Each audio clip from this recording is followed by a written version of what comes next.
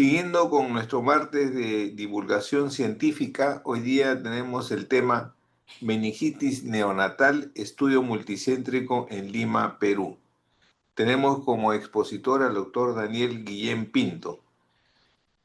Él es médico pediatra y neurólogo pediatra. Eh, con 38 años de labor en el sector público y privado, trabaja en el Hospital Cayetano Heredia. Tiene el grado de maestro y doctor en medicina. Es miembro asociado de la Academia Nacional de Medicina del Perú, profesor principal de la Facultad de Medicina Alberto Hurtado de la Universidad Peruana Cayetano Heredia. Es investigador RENACIT, es coordinador de la Unidad de Investigación de Neurología y Neuropediatría de la Facultad Integrada de Medicina, Estomatología y Enfermería de la Universidad Peruana Cayetano Heredia. Él es profesor adscrito en el Hospital Nacional Cayetano Heredia. Y también es profesor principal de la misma universidad. Doctor Daniel Guillén Pinto, le agradecemos su participación y usted es bienvenido y puede continuar. Muchas gracias, doctor, por la presentación. Voy a adjuntar la Sí, sí puede ponencia y compartir su presentación, por favor. a ver, me confirma si estamos Sí, sí se visualiza, Sí, está doctor. bien, sí se visualiza, doctor. viendo. Sí. Bien, buenas tardes, doctores, y a todos los amigos de la salud peruana. Me da mucho gusto estar reunidos con ustedes esta tarde, este mediodía, y agradezco la invitación de la Unidad de Desarrollo de Investigación, Tecnologías y Docencia del Instituto Nacional de Salud del Niño de San Borja. Comprometido con la presentación de este estudio con la intención de analizar el proceso de investigación, me voy a permitir pues comenzar la presentación.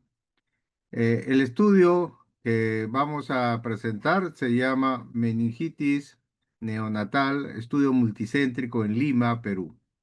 Y pues me da mucho gusto ah, compartir con ustedes la coautoría de la doctora Bárbara Málaga, Jocelyn Ye, María Luz Rospigliosi, Andrea Montenegro, María Rivas, María Luisa Stiglitz, Sonia Villasante, Olga Lizama, Alfredo Tori, Lisette Cuba, Luis Florián, Lady Vilches, Óscar Aguiluz, Carmen Rosa Dávila y la doctora famosa Pilar Medina. Nombro a todos porque me complace mucho decirles que este fue un estudio multicéntrico, un modelo de estudio multicéntrico que se llevó a cabo con la colaboración de todos los doctores que acabo de mencionar. Declaro no tener ningún conflicto de intereses y como ya se ha hecho en la presentación, mi compromiso directo es con la Academia Nacional de Medicina y con la Universidad Peruana Cayetano Heredia. Sin embargo, como miembro de la Sociedad Peruana de Pediatría, me complace en presentar este tema. La meningitis neonatal, como concepto histórico, pues ya pasa de los 120 años de identificada y hemos pasado por diferentes periodos en los siguientes años del siglo pasado, de manera de que los gérmenes fueron identificados inicialmente como manera aisladas y luego en base pues ya a recién a las bases, a las estrategias sanitarias, desde hace unos 50 años se viene identificando series de pacientes con meningitis neonatal. En la actualidad, el problema está bastante más claro y vivimos una época donde la vacunación ha logrado erradicar prácticamente las meningitis en niños mayores, ¿no? Obviamente con lo relativo de la vacunación, del porcentaje de vacunación en otras partes del país, en diferentes regiones alejadas. Esta es la herramienta fundamental. Sin embargo, meningitis neonatal es una experiencia clínica muy diferente a la que ocurre en otras edades. ¿De qué estamos hablando y cuál es el concepto general? Así nace la investigación, con las observaciones conceptuales que tratan de definir cuál es la magnitud del problema. Meningitis neonatal es una enfermedad muy particular porque es producida por un sinnúmero de gérmenes, habitualmente gram negativos y gram positivos severos. Estamos hablando de que en base a nuestra serie de pacientes de hace ya unos 15 años, hemos podido identificar con definiciones operativas que la meningitis neonatal es la meningitis más frecuente en el ambiente hospitalario. Observen ustedes en esta barra azul cómo rápidamente nuestros registros han podido identificar. Por supuesto, esto se va acumulando por años. Esto es el primer punto que alimenta el interés en la investigación en este tema, ¿no? Y por supuesto, hay mucho más observaciones sobre meningitis que estamos presentando. El primer estudio que se hizo en Cayetano Heredia fue del 2008, liderado por el doctor Lazo, siendo él todavía médico residente de neurología pediátrica. Y entonces, sobre la base de 24 casos, describió que la forma temprana era la más frecuente, es decir, durante los primeros, en este caso se definió como 7 días, pero luego la definición cambia. La incidencia era 5,6 por cada 1.000 nacidos vivos, los factores infecciosos eran los más importantes y se habla de una meningitis con cuenta leucocitaria promedio, moderada. Ah, Observen, por favor, que en la siguiente serie que se hace en los siguientes periodos de quinquenio, la pareja Lewis y Schweib, exalumnos de pregrado, colectan una serie de 53 niños que, de acuerdo a los criterios más estrictos, logran identificar 1,5 de incidencia por cada 1.000 nacidos vivos y una incidencia en menores de 1.500 3 veces mayor que la del serie de Lazo. Los datos clínicos y de laboratorio fueron semejantes y el aislamiento de germen en la mitad de los casos logró identificar Listeria monocitógenes como primera causa. ¿De qué hablamos en la definición operativa conceptualmente hablando? ¿No? Cuando identificamos una pleocitosis mayor de 30 leucocitos por mililitro. Las nuevas series en meningitis neonatal con un seguimiento prospectivo ya han identificado que más de 20 debería ser considerado muy sospechoso de meningitis, ¿no? Y debería el paciente ser definido en los próximos días. Cuando enfrentamos el concepto de meningitis neonatal desde el punto de vista también conceptual, y esto es materia del marco teórico de una investigación, entonces estamos hablando de meningitis neonatal bacteriana, por cualquier tipo de bacteria, meningitis neonatal viral, como en cualquier edad, y meningitis fúngica, encefalitis neonatal, pleocitosis reactiva, ojo, puede haber pleocitosis reactiva, un proceso infeccioso séptico, y meningitis intrauterina, generalmente producida por una variedad de virus, bacterias y hasta parásitos, ¿no? En el ambiente intrauterino. Entonces, hay un escenario pleomórfico de etiología cuando uno está enfrentando este tema tan diverso. Todo ese marco teórico es necesario para conceptualizar entonces nuestro objetivo. ¿Cuál fue el objetivo de este estudio? Pues identificar la incidencia y las características clínico-laboratoriales de la meningitis en Lima, en un sector de Lima que seleccionamos por invitación, ah, pues solamente invitación a diferentes hospitales, criterio de conveniencia.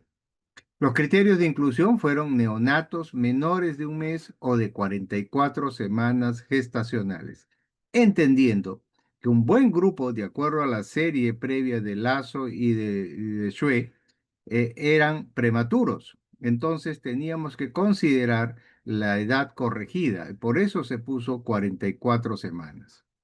Con signos y síntomas compatibles con un proceso infeccioso. Es decir, no estamos definiendo meningitis por el concepto de laboratorio, sino estamos definiendo la dualidad de paciente sintomático con paciente con hallazgos de laboratorio. Y esto es una cosa, un criterio muy importante, porque en algunas ocasiones el procesamiento de la muestra puede ser equívoco. La pleocitosis se definió para ese entonces todavía como mayor o igual de 30 leucocitos por microlitro y los neonatos tenían que ser atendidos en los hospitales participantes del estudio. Los criterios de exclusión fue neonatos ah, con malformaciones cerebrales severas, disrafias espinales, procesos que si bien es cierto pueden condicionar la meningitis, no permiten tener una visión globalizada del concepto como lo habíamos concebido. Neonatos con tamizaje metabólico neonatal, porque algunas enfermedades metabólicas son muy sintomáticas neurológicamente y esto podía sesgar la frecuencia de síntomas. ¿A qué le llamamos meningitis confirmada? Y aquí también viene la creación de un concepto operacional para poder entender con cuidado a qué nos vamos a referir en el futuro. Entonces, confirmado se dice identificación del patógeno en líquido cefalorraquídeo por cultivo, por reacción en cadena polimerasa, por coaglutinaciones o por hemocultivo positivo. Y entiéndase con cuidado que, de acuerdo a los criterios OMS, el hallazgo de un patógeno en sangre, que es el estado previo a invasión, al sistema nervioso, pues se considera como el agente causal. El agente causal ante un paciente con meningitis, es decir, un paciente que tiene clínica y pielocitosis en el líquido cefalorraquídeo. Probable es aquel paciente que tiene todas las características citoquímicas de la infección en el sistema nervioso, pero no tenemos hallazgo de germen. Y posible, quiere decir que su probabilidad es bien baja, pero vamos a considerar aquel que tiene 30 células, pero sin criterios bioquímicos. Para efectos de esta presentación, de este estudio, se consideró temprano aquel menor de 3 días y tardío mayor o igual de 3 días, entendiéndose que el concepto tiene que ver con el mecanismo de contagiosidad. Es decir, la vía temprana está hablando de contaminación con gérmenes genitourinarios de la madre, y la vía tardía habitualmente contaminación horizontal de la unidad donde está alojado el niño. Por supuesto, este es un criterio estrictamente epidemiológico y que se tiene que tener en cuenta al momento de valorarse el proceso infeccioso. Dicho esto, y ya repitiendo los mismos conceptos, hemos podido pues definir meningitis bacterianas, meningitis encefalitis virales y pleocitosis reactivas. Tenemos que tener claro que en la actualidad, para medir complicaciones, la neuroimagen es fundamental. Y este es un concepto que también se tuvo en este proyecto. En este proyecto teníamos que tener claro que las unidades neonatales contaran con especialistas en neurología pediátrica, con neonatólogos, y que sean capaces de manejar homogéneamente los pacientes e identificar posibles complicaciones por ultrasonido. Entendemos que las meningitis neonatales pueden acompañarse de hemorragias intraventriculares y de hemorragias parenquimales como parte del proceso vasculítico. Y este concepto había que tenerlo en claro, por eso es que necesitamos la nitidez de imágenes como las que estamos presentando en este modelo. Hubieron, desde luego, estos son los pacientes que son parte de la serie, hubieron procesos ventriculíticos, infarto, como lo estamos viendo, encefalopatías, hemorragias intraventriculares, como parte de la comorbilidad de la enfermedad, y también colecciones subdurales, como estamos viendo en esta lámina por ultrasonido. Después de aplicar todos los criterios que hemos visto, pues sobre una base de, no alcanzo a ver ahora, de más de 30.000 nacimientos, fueron seleccionados 60 pacientes sospechosos. Observen con cuidado que estos son los pacientes que se excluyeron 9 pacientes por criterios que no cumplían la pleocitosis y porque había un niño con una disrafia espinal. Finalmente quedaron 51 pacientes que constituyeron 53 casos. Y esto es muy importante entonces al ver los resultados. O sea, quiere decir que hubieron 2 pacientes que hicieron 2 veces meningitis neonatal. Y esto es muy importante. Miren ustedes cómo se fueron clasificados. Pacientes hospitalizados desde el nacimiento. O sea, quiere decir que nacieron y se quedaron en el hospital, nunca salieron. De ellos, 16 casos fueron formas tempranas y 15 casos fueron formas tardías.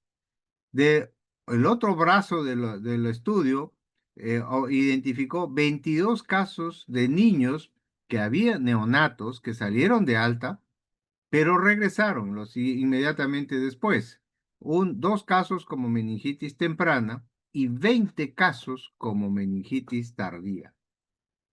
En paralelo, los hospitales ah, comprometidos recibieron 7 casos que nacieron en otros hospitales y que vinieron con meningitis neonatal, pero que pertenecían al área de influencia del hospital. Y esto se decidió agregar esos 7 pacientes en paralelo para tener una variable más de identificación, de visión del problema de la meningitis neonatal, tal cual. Se comprometieron 6 hospitales. Puedo decir sus nombres: Hospital Cayetano Heredia, Hospital San Bartolomé, Instituto Materno Perinatal, Hospital Nacional Arzobispo Loaiza, Hospital Daniel Alcides Carrión y Hospital Guillermo Almenara. No se condicionó cambios en los protocolos de diagnóstico de ningún hospital. A todos los hospitales se les invitó, pero para poder ofrecer su casuística. De ninguna manera se interfirió con el proceso habitual de atención y diagnóstico de los pacientes. De manera de que ustedes están viendo que las incidencias y la identificación de casos es bastante asimétrica. En los hospitales Cayetano, San Bartolomé y Maternidad de Lima se identificaron la mayor cantidad de pacientes y casos unitarios en el Hospital Loaiza y el Hospital Daniel Alcides Carrión. Efectivamente, ahora les puedo decir que los protocolos de identificación de pacientes sospechosos de meningitis fueron diferentes. Fueron diferentes de manera de que es muy diferente las incidencias hospitalarias. Sin embargo, como están viendo ustedes en el mapa que está adjunto a la derecha, no estamos hablando de poblaciones diferentes. Las poblaciones son las mismas, viven en los mismos lugares, por lo tanto, las características de toda la corte eran semejantes, ¿no? Eran semejantes en todos los centros hospitalarios. Por los protocolos que hemos aplicado, la mayoría de pacientes identificados venían de la zona norte y Lima Este. Pero, como digo, este sesgo es básicamente por el protocolo que se usó y lo dejamos a libertad. Si nosotros hubiéramos quedado con ese 3.2 de incidencia de los hospitales Caetano y San Bartolomé, estaríamos en este punto entre Brasil y Turquía. Este es el esquema presentado en el año 2015 de Q y Boyers, y que ustedes vean que llama profundamente la atención que Perú está entre los principales países identificados con casuística de meningitis neonatal. Y esto no es un orgullo, al contrario, es una pena. Este estudio hace énfasis en que su alta prevalencia, ¿no? En primer lugar, sobre su alta incidencia de meningitis y prevalencia probablemente también, sea un motivo para determinar su vigilancia continua en todos los hospitales. Esa es la primera observación que se deriva del estudio. Fue el primer objetivo también a cumplirse. Características clínicas que vemos. Y yo les puedo decir ahí que fueron más casos de meningitis tardía, como ya hemos visto, la mayoría, buen grupo de prematuros y características por peso y edad que no eran diferentes. Ah, Muy interesante, la edad de inicio de síntomas en la forma temprana es prácticamente menos de 12 horas y en la forma tardía fueron 17 días, o sea, al promedio de una estancia de 17 días. El anuncio está diciendo ahí 10 veces más frecuente en prematuros. Y esto es un dato muy importante que quiero mostrarles con cuidado. Observemos que durante este periodo, en los 6 hospitales, nacieron 3.771 prematuros, pero se identificaron 32 con meningitis. Y esto nos da 8.5 de incidencia por cada 1.000 nacidos vivos. Sin embargo, cuando uno determina la incidencia en a término, sale 0.8. Esto nos dice claramente lo que ya habíamos encontrado en el estudio de Schwepp, que determinó que había una mucho mayor incidencia, ojo con lo que acabamos de, incidencia por nacido vivo es 10 veces. El riesgo de que los prematuros hagan más meningitis es latente. ¿Por qué? Obviamente, porque tienen barreras menos definidas, tenemos una menor inmunidad y un tejido todavía en formación que facilita el acceso de los gérmenes al sistema nervioso. Entonces, estamos hablando de un mecanismo que está facilitado fisiopatológicamente. Y se demuestra por el estudio. El estudio demuestra que evidentemente esto es real. De manera que la segunda conclusión que vamos ya colectando es tener mucho cuidado con los prematuros. Las características de nacimiento y son casi todas semejantes. Los controles prenatales es una variable muy interesante de evaluar en la población. Y vemos las características clínicas, siendo que también se colige con la bibliografía internacional. En la forma temprana, la dificultad respiratoria que expresa el proceso probablemente acidótico y de membrana hialina de los prematuros es lo más predominante. Es un signo que pudiera estar indicando un riesgo de meningitis neonatal. Y en las formas tardías, fiebre, irritabilidad, hipoactividad fueron los 3 signos. Estos 3 signos se han repetido en los 3 estudios de meningitis neonatal que hemos llevado a cabo.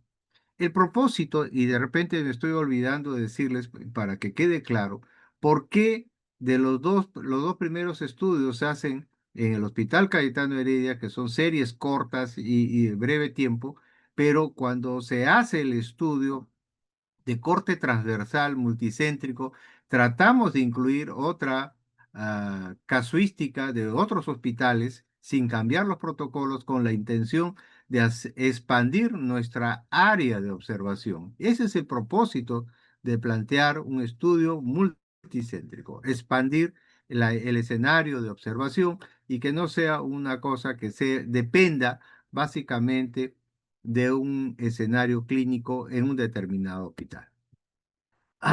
Tenemos acá algo muy interesante y que también aporta a la literatura internacional, nuestras cuentas de leucocitos en la forma temprana y tardía son prácticamente los mismos, ¿no?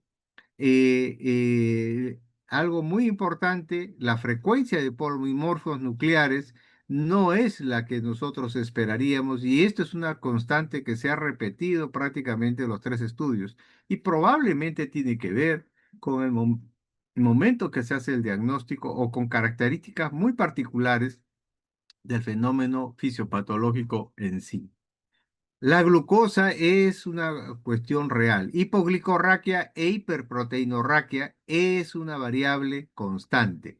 Por eso es que el encontrar a un paciente con hipoglicorraquia, hiperproteinorraquia, permite diagnosticarlo, ¿no? Sospechosamente de meningitis neonatal.